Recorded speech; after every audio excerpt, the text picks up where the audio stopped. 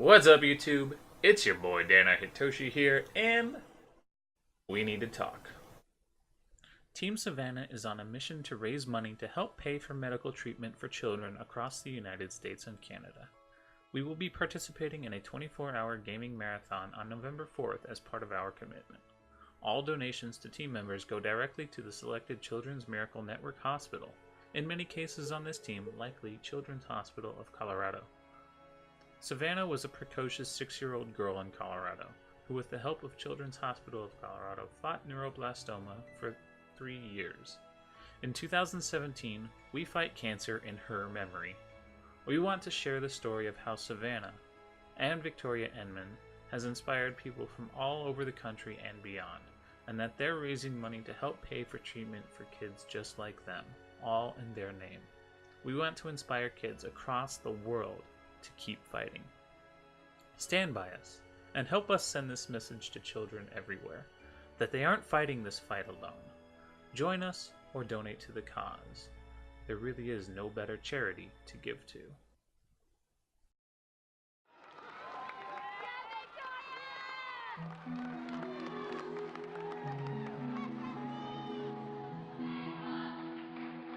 She was the flyer.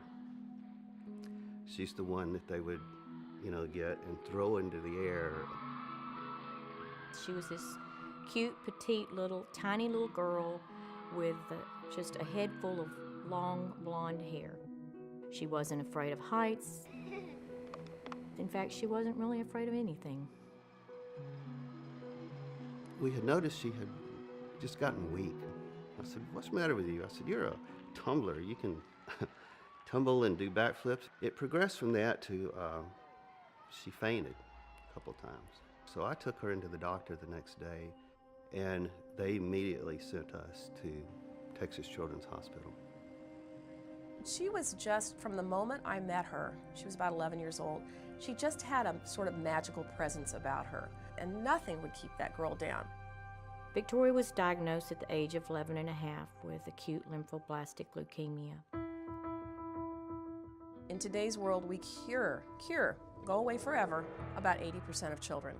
In 1965, we cured 5% of children. So the improvement is unbelievable. And Victoria actually had a particular subtype of ALL that the cure rate should have even been better than that. Victoria's treatment was to take 2.5 years. And at the end of 2.5 years of chemo, Victoria was to be finished with her treatment. Okay, thank you. Now I'm going to hand this over to Dr. Frickback and see what she has to say. Well, what's your name again? My name is, Bunny McBunkbunk. Well, Bunny McBunkbuck, today our breaking story is about a little dog named Arfie. First time I met Victoria, we were doing a radiothon at a radio station in Houston, Texas. She was very full of energy and was already considered a long-term survivor of leukemia. At the end of 2.5 years, when Victoria's treatment was over, they performed another spinal tap and a bone marrow test. Joellen called me and she had just the worst news ever, and that is that Victoria's cancer had returned. Victoria at that time decided she was going to fight and entered the hospital for what would turn out to be an extremely long stay. And he asked her at that time, he said, "Victoria, do you like to play video games?" She said, "I love to play video games." So I put the word out to a website that I worked with called Sarcastic Gamer, and the online community responded in droves. What I expected to be a couple of games that might come from here and there instead turned out to be things coming from all over the world. So much so that it became sort of overwhelming. Tori had to end up giving it away to other kids who were also stuck in the hospital. And she made it through, and 9 months later, she relapsed again. So this was 3 times she was told that she had cancer. She couldn't be around other people that could have any infections. When she was out, she had to wear her masks.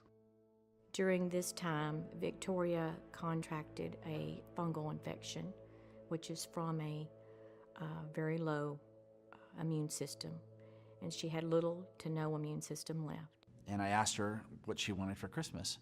And she said, I'd really just like to get out of this hospital and go see Christmas lights. Christmas lights are something my family and I go see together all the time, and I can't even leave to go see Christmas lights.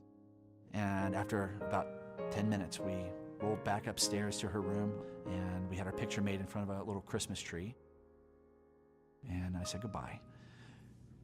In that picture is one of my most prized possessions, because it was taken just moments before I saw my friend for the last time.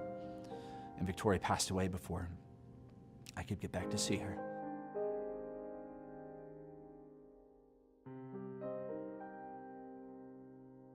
Victoria passed away on January 21st, 2008, after a 4-year battle with leukemia, failed bone marrow transplants, and fungal infections.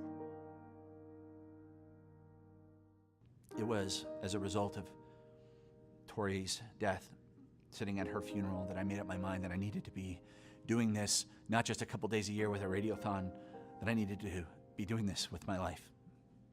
Doc wanted to do something special for Victoria, in memory of Victoria, and he came up with a fundraiser called Extra Life.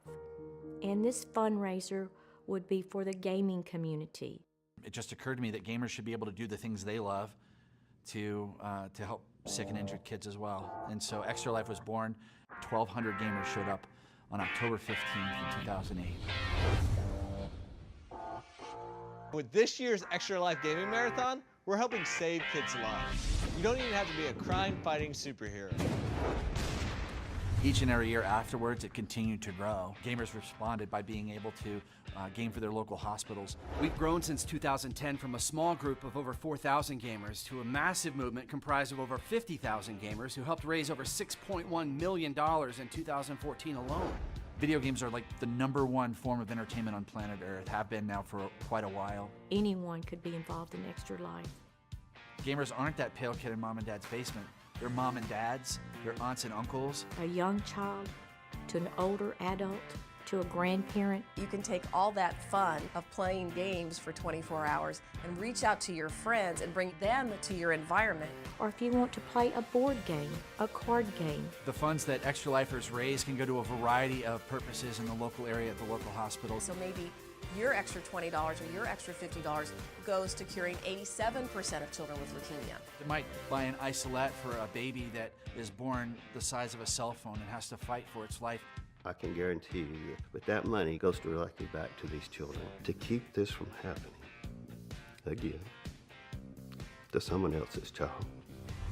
Getting involved with Extra Life is really simple. You just have to go to the website at extra-life.org, put in a few details in there, join a team if you'd like to, or create one. After that, it's as simple as fundraising with your friends and family. Let them know why you are doing this. They should know that the money you raise is going to stay local in your community. We never will truly lose Victoria because she will live for all of us through this.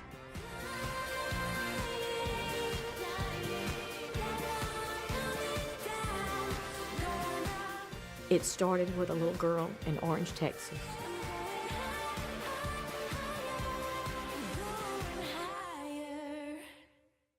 And I think that's all we have to say for today. All we have to say today, so So we'll see See you you tomorrow later at on news at whatever time it is. at Victoria's house. Bye.